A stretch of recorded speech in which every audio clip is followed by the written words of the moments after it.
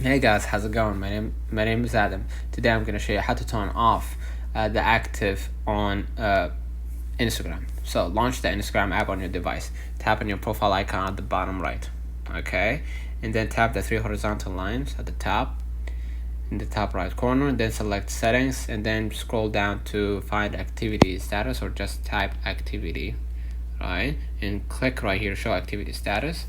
It basically, if you want to turn off, you can just go ahead and shut it down, okay, and this disables the feature, so others won't be able to see when you're active.